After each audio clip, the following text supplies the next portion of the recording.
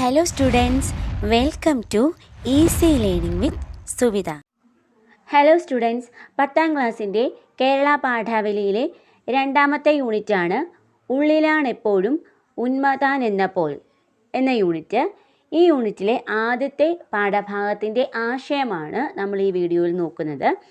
Okay, അപ്പോൾ രണ്ടാമത്തെ യൂണിറ്റിലേക്ക് നമ്മൾ കടന്നിരിക്കുന്നു. ഇതിനു മുൻപേയുള്ള യൂണിറ്റിലെ എല്ലാ ചാപ്റ്റേഴ്സിൻ്റെയും ആശയവും ക്വസ്റ്റ്യൻ ആൻസേഴ്സ് നമ്മൾ അപ്ലോഡ് ചെയ്തിട്ടുണ്ട്, കഥാപാത്ര നിരൂപണങ്ങളൊക്കെ തന്നെ. അപ്പോൾ അതൊന്നും കണ്ടിട്ടില്ലാത്തവർ തീർച്ചയായും കാണുക. ഈ ചാനൽ ഇതുവരെ സബ്സ്ക്രൈബ് ചെയ്തിട്ടില്ലെങ്കിൽ തീർച്ചയായും സബ്സ്ക്രൈബ് ചെയ്യുക. ഇത് തന്നെയല്ല, നിങ്ങൾക്ക് ഉപകാരപ്പെടുന്ന വീഡിയോസ് അപ്ലോഡ് ചെയ്യുന്ന എല്ലാ ചാനൽസും തിരിച്ച് നിങ്ങൾ സബ്സ്ക്രൈബ് ചെയ്തും അതുപോലെ കമൻറ്റ് ചെയ്തും ലൈക്ക് ചെയ്തും ഒക്കെ സപ്പോർട്ട് ചെയ്യുക. ഓക്കെ, അപ്പോൾ ഇവിടെ കെ.എ. ജയശീലൻ്റെ സമാഹരിച്ച കവിതകളിൽ നിന്നും 2 വരികൾ ഇവിടെ കൊടുത്തിട്ടുണ്ട്. കണ്ണ് കണ്ണിനെ കാണുന്നില്ലെന്നതാണ് കാഴ്ചയുടെ വലിയൊരു കുറവ്. അപ്പോൾ ഇവിടെ എന്താണ്, നമുക്കറിയാം നമ്മുടെ കണ്ണുകൾ പരസ്പരം അങ്ങോട്ടും ഇങ്ങോട്ടും കാണുന്നില്ല അല്ലേ. നമുക്ക് കാണാമെങ്കിലും നമ്മുടെ 2 കണ്ണുകൾ അങ്ങോട്ടും ഇങ്ങോട്ടും നമ്മുടെ ഒരു കണ്ണിനെ മറ്റൊരു കണ്ണിനെ കാണാൻ കഴിയില്ല. അപ്പോൾ അതാണ് കാഴ്ചയുടെ ഏറ്റവും വലിയ കുറവ് എന്നാണ് പറഞ്ഞത്. നമുക്കറിയാം പഞ്ചേന്ദ്രിയങ്ങളിൽ നമുക്കെല്ലാം തന്നെ ആവശ്യമാണെങ്കിലും നമുക്കൊരു സ്ഥലത്ത് നിന്ന് മറ്റൊരു സ്ഥലത്തേക്ക് അല്ലെങ്കിൽ ഒരു വസ്തുവിനെ, നമുക്കിഷ്ടപ്പെട്ട ഒരാളെ, നമുക്കിഷ്ടപ്പെട്ട ഒരു വസ്തുവിനെയൊക്കെ കാണണമെങ്കിൽ തന്നെ നമുക്ക് ഏറ്റവും പ്രധാനമായിട്ടുള്ള ഒരു പഞ്ചേന്ദ്രിയം എന്ന് പറയുന്നത് ഏതാണ്, അല്ലെങ്കിൽ ജ്ഞാനേന്ദ്രിയം എന്ന് പറയുന്നത് ഏതാണ്? കണ്ണാണ്. അപ്പോൾ ഈ കണ്ണ് അത്രത്തോളം നമുക്ക് വേണ്ട പ്രധാനപ്പെട്ടിട്ടുള്ള എല്ലാ തരത്തിലുള്ള സഹായങ്ങളും ചെയ്തു തരുന്ന ഒരു ഇന്ദ്രിയമാണ്. പക്ഷേ കണ്ണിനൊരു കുറവുണ്ട്. എന്താണ്? ആ കണ്ണുകൾക്ക് പരസ്പരം അവയെ അങ്ങോട്ടും ഇങ്ങോട്ടും കാണാൻ കഴിയില്ലെന്നതാണ്. അപ്പോൾ അതാണ് ഏറ്റവും വലിയ കുറവ് എന്ന് ഇവിടെ കെ.എ. ജയശീലൻ പറയുന്നു. ചിത്രത്തെ വരികളുമായി ബന്ധപ്പെടുത്തി ആശയങ്ങൾ കുറിക്കുക. അപ്പോൾ ഇവിടെ ഒരു ചിത്രം കൊടുത്തിട്ടുണ്ട്. എന്താണ്? കണ്ണിനെ മറ്റൊരു കണ്ണിനെ കാണണമെങ്കിൽ എന്ത് ചെയ്യണം? അത് മറ്റൊരു കണ്ണടയിലൂടെയോ അല്ലെങ്കിൽ കണ്ണാടിയിലൂടെയോ ഒക്കെ കാണണം. അപ്പോൾ കണ്ണിന് എത്ര തന്നെ പ്രധാനപ്പെട്ട കാര്യങ്ങൾ ചെയ്യാൻ കഴിയുന്നുണ്ടെങ്കിലും അതിലൊരു ചെറിയ കുറവുണ്ട് എന്നാണ് ഇവിടെ പറയുന്നത്. അപ്പോൾ ഈ ഒരു ആശയത്തെ ബന്ധപ്പെടുത്തി വേണം നമുക്ക് ഇവിടെ ഈ ഒരു ക്വസ്റ്റ്യന് ആൻസർ എഴുതാൻ. ആശയങ്ങൾ എന്തൊക്കെയാണ് ഇതിൽ പറയുന്നത് നമുക്ക് മനസ്സിലായി അല്ലേ.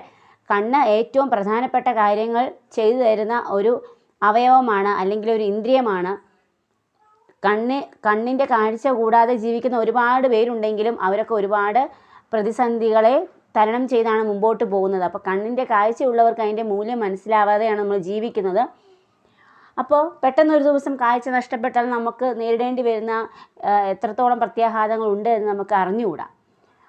അത്രത്തോളം പ്രധാനപ്പെട്ട കാര്യങ്ങൾ അല്ലെങ്കിൽ പ്രാധാന്യം അർഹിക്കുന്ന കാര്യങ്ങളൊക്കെയാണ് കണ്ണ് ചെയ്തു തരുന്നത്. പക്ഷേ ഈ കണ്ണിന് ഒരു കുറവുണ്ട്. എന്താണ്? പരസ്പരം അവ കാണുന്നില്ല എന്നുള്ളത്. അപ്പോൾ അതൊരു കുറവാണോ എന്ന് ചോദിച്ചു കഴിഞ്ഞാൽ ഇവിടെ കെ.എ. ജയശീലൻ പറയുന്നത് അതൊരു കാഴ്ചയുടെ വലിയൊരു കുറവ് തന്നെയാണ്. കാരണം പരസ്പരം കാണാത്ത കണ്ണുകൾ തങ്ങൾ ഒരേ കടമ തന്നെയാണ് ചെയ്യുന്നതെങ്കിലും ഇവ രണ്ടും എന്ത് ചെയ്യുന്നില്ല? പരസ്പരം കാണുന്നില്ല. ഒരാളില്ലെങ്കിൽ പോലും ആ കാഴ്ചയുടെ തീവ്രത അത്രത്തോളം കുറയും.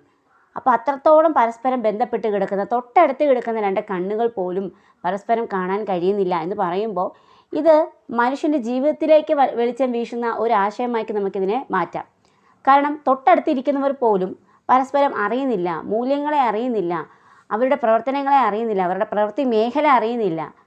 അപ്പോൾ ആ ഒരു കാഴ്ചപ്പാടുമായിട്ട് ബന്ധപ്പെടുത്തി വേണം ഇതിനെ നമുക്ക് താരതമ്യം ചെയ്യാൻ. അപ്പോൾ നമുക്ക്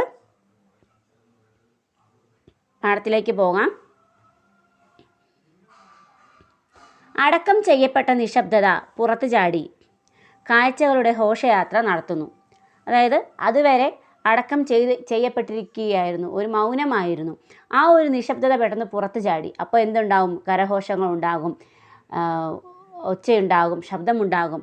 അങ്ങനെ കാഴ്ചകളുടെ ഘോഷയാത്ര നടത്തുകയാണ്. അതുവരെ അടക്കം ചെയ്യപ്പെട്ട ഒരു നിശബ്ദത പെട്ടെന്ന് പുറത്തു ചാടുന്നു. അപ്പോൾ ആ നിശബ്ദതയിൽ നിന്ന് പുറത്തേക്ക് വരുന്ന എന്താണ്? കാഴ്ചകളുടെ ഒരു ഘോഷയാത്രയാണ് എന്നാണ് പറയുന്നത്. അപ്പം നമുക്ക് പാഠഭാഗത്തേക്ക് പോകാം. റെസിഡൻറ്റ് എഡിറ്റർ എന്നതാണ് ഈ ഒരു കഥയുടെ പേര്. VKNൻ്റെ 50 കഥകൾ എന്ന കഥാസമാഹാരത്തിൽ നിന്ന് എടുത്തിട്ടുള്ള ഒരു കഥയാണിത്. പുണ്യതീർത്ഥ സ്വാമികളുടെ പത്രത്തിലെ ഒരിടത്തരം റിപ്പോർട്ടറായിരുന്നു വെങ്കടേശ്വര അയ്യങ്കാർ. നഗരത്തിലെ മജിസ്ട്രേറ്റ് കോടതികൾ ചുറ്റി കുറ്റവും ശിക്ഷയും കണ്ടെത്തുക, സന്ധ്യയ്ക്ക് മാമ്പലത്ത് കയ്യാങ്കളി ശാസ്ത്രികൾ നടത്തുന്ന രാമരാവണ യുദ്ധം എന്ന പ്രഭാഷണ പരമ്പരയെക്കുറിച്ച് നിത്യവും പത്രത്തിൽ അരക്കോളം എഴുതുക എന്നീ മെയ്യനങ്ങാ വേലകളായിരുന്നു അയ്യങ്കാരുടെ സാഹിത്യ പ്രവർത്തന പരിധിക്കകം. എത്രയോ വർഷം വ്യാഴവട്ട സ്മരണകൾ എഴുതിയിട്ടും താൻ ചീഫ് റിപ്പോർട്ടറാവുന്നില്ലെന്ന് കണ്ടപ്പോൾ വെങ്കടേശന് കുണ്ഠിതമായി. സഹിക്കവയ്യാതായത് പുറകെ വന്നവർ തൻ്റെ തലയ്ക്ക് മുകളിലൂടെ പോയി റിപ്പോർട്ടേഴ്സ് ഇൻ ചീഫ് ആയി അരിയിട്ട് വാഴ്ത്തപ്പെട്ടപ്പോഴാണ്. അങ്ങനെ വെങ്കടേശൻ മനം നൊന്തിരിക്കുമ്പോൾ ലാൽ ബഹദൂർ ശാസ്ത്രി പ്രധാനമന്ത്രിയായി. വെങ്കടേശൻ്റെ ഭാഗ്യത്തിന് അധികം താമസിയാതെ ശാസ്ത്രിജി നഗരത്തിൽ വന്നു. അതൊരവസരമായിരുന്നു. A great occasion. ഇന്ത്യ പ്രധാനമന്ത്രിയെ ലാൽ ബഹദൂർ ശാസ്ത്രികൾ എന്ന് വിശേഷിപ്പിച്ച് അയ്യങ്കാർ അദ്ദേഹത്തിൻ്റെ പരിപാടികൾ കവർ ചെയ്തു. പത്രസ്വാമിക്ക് ബഹുസന്തോഷമായി. മുൻകൂറായി ഒരു ഇൻക്രിമെൻ്റ് കൊടുത്ത് അദ്ദേഹം വെങ്കടേശനെ പ്രോത്സാഹിപ്പിച്ചു. 6 മാസത്തേക്ക് അയ്യങ്കാർ സന്തോഷവാനായി കാണപ്പെട്ടു. അത് കഴിഞ്ഞപ്പോൾ കുണ്ഠിതം തിരികെ വന്നു. അവസാനം ഒരു തീരുമാനത്തിലെത്തി. പത്രസ്വാമിയെ രാവിലെ വീട്ടിൽ ചെന്ന് കാണുക, പറയുക,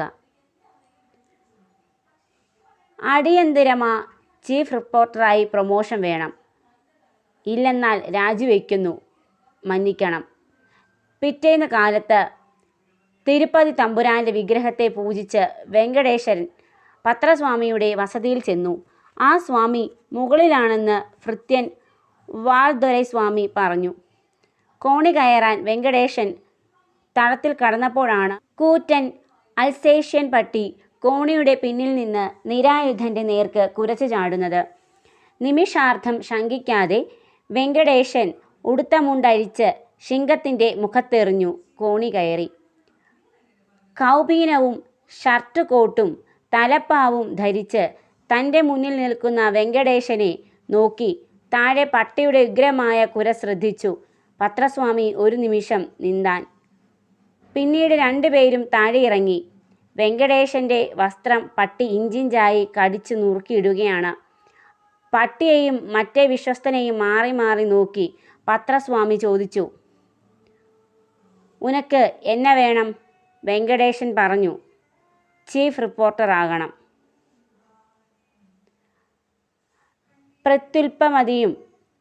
പ്രത്യുൽപ്പന്നമതിയും കൊതിയനുമായ ഉനക്ക് അത് റൊമ്പം ചിന്ന പോസ്റ്റ്. വേറെന്നാ വേണം? നിങ്ങൾ കൽപ്പിച്ചാൽ മതി. പത്രസ്വാമി ഉത്തരവായി. இந்த നിമിഷം മുതൽ ഷെത്തും പോകുവരയ്ക്കും നീ നമ്മ പത്രത്തോട് റെസിഡൻ്റ് എഡിറ്റർ. അപ്പോൾ ഇതാണ് വെങ്കടേശൻ സ്വാമി പോയി പത്രത്തിൻ്റെ എഡിറ്ററെ പത്രസ്വാമിയെ പോയി കാണുകയും തനിക്ക് വേണ്ടുന്ന ഒരു സ്ഥാനം നേടിയെടുക്കാൻ ശ്രമിക്കുകയും ചെയ്യുന്നതാണ് ഈ കഥയിൽ നമുക്ക് വായിക്കാൻ സാധിക്കുന്നത്. അപ്പോൾ അതിൽ തന്നെ പത്രസ്വാമി പറയുന്നുണ്ട്, നീ കൊതിയനും പ്രത്യുൽപ്പന്നമതിയുമാണ്, അതുകൊണ്ട് നിനക്ക് ഇതൊക്കെ ഒരു ചീഫ് റിപ്പോർട്ടർ ആകുക എന്നുള്ളതൊക്കെ നിനക്കൊരു ചെറിയ പോസ്റ്റാണ്. അപ്പോൾ ഇദ്ദേഹം തനിക്ക് അർഹതപ്പെട്ടതാണെങ്കിലും ഒരുപാട് ആഗ്രഹങ്ങൾ ഉള്ളിൽ കൊണ്ട് നടക്കുന്ന ആളാണ് ആര്? ഈ വെങ്കടേശ സ്വാമി. അപ്പോൾ അദ്ദേഹത്തെ അതിനെ കളിയാക്കിക്കൊണ്ട് അല്ലെങ്കിൽ പരിഹസിച്ചുകൊണ്ടാണ് പത്രസ്വാമി അങ്ങനെ ഒരു പ്രസ്താവന നടത്തുന്നത്. എങ്കിലും റെസിഡൻ്റ് എഡിറ്റർ ആയിട്ട് ഒരു ഇത് കൊടുക്കുകയാണ്. ഓക്കെ, അപ്പോൾ റെസിഡൻ്റ് എഡിറ്റർ എന്ന് പറഞ്ഞാൽ എന്താണ്, അതിൻ്റെ ഉള്ളിലെ ആശയം എന്താണ് എന്നൊക്കെയുള്ളത് നമുക്ക് ആശയത്തിലേക്ക് വരുമ്പോൾ നോക്കാം. അപ്പോൾ നമുക്ക് ഈ കഥയുടെ ആശയത്തിലേക്ക് അല്ലെങ്കിൽ കഥയുടെ ആസ്വാദനത്തിലേക്ക് പോകാം. ഉറപ്പായും നിങ്ങളിത് പഠിച്ചു വെച്ചിരിക്കണം. തീർച്ചയായും പരീക്ഷയ്ക്ക് ഇതിൽ നിന്നൊരു ക്വസ്റ്റ്യൻ ഉണ്ടാകും. അപ്പോൾ നമുക്ക് ആശയത്തിലേക്ക് പോകാം.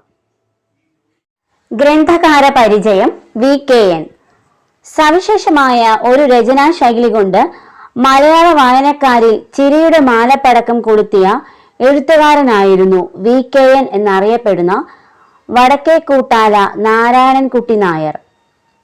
ആർക്കും അനുകരിക്കാൻ ആവാത്ത വഴികളിലൂടെ അക്ഷരസഞ്ചാരം നടത്തിയ ഈ എഴുത്തുകാരൻ EV കൃഷ്ണപിള്ളയുടെയും സഞ്ജയിന്റെയും മറ്റും പാത പിന്തുടരുകയാണ് ചെയ്തത്.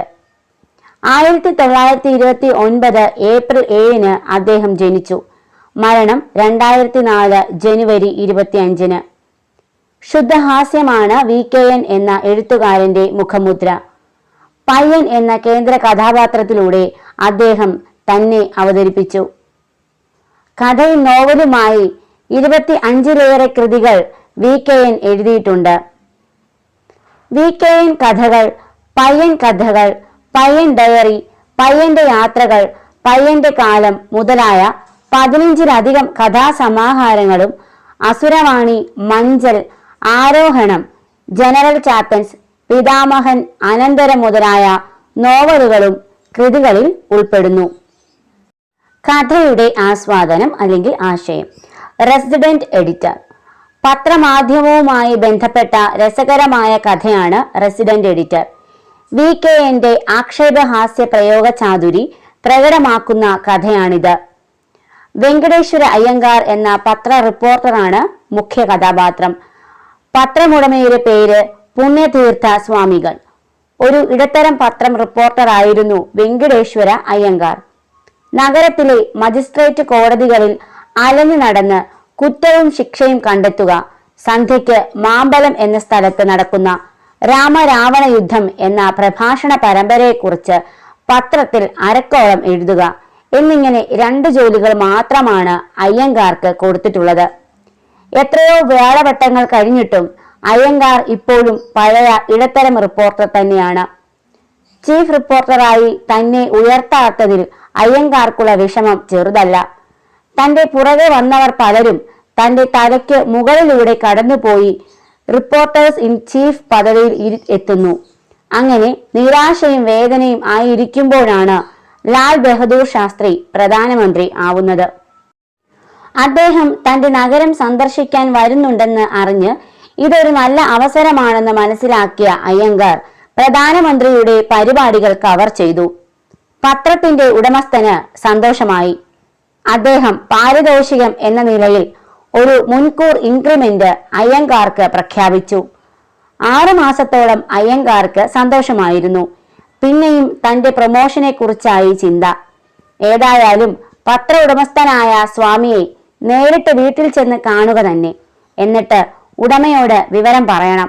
അദ്ദേഹത്തിന് സമ്മതമല്ലെങ്കിൽ രാജിവെക്കുക തന്നെ. പിറ്റേ ദിവസം രാവിലെ അയ്യങ്കാർ പത്ര ഉടമയുടെ വീട്ടിലെത്തി. സ്വാമി മുകളിലത്തെ നിലയിൽ ആണെന്ന് ഭൃത്യനിൽ നിന്ന് അറിഞ്ഞു. അങ്ങോട്ട് കയറാൻ ശ്രമിച്ചപ്പോൾ അവിടത്തെ അൽസേഷ്യൻ പട്ടി അയ്യങ്കാർക്ക് നേരെ കുരച്ചു ചാടി.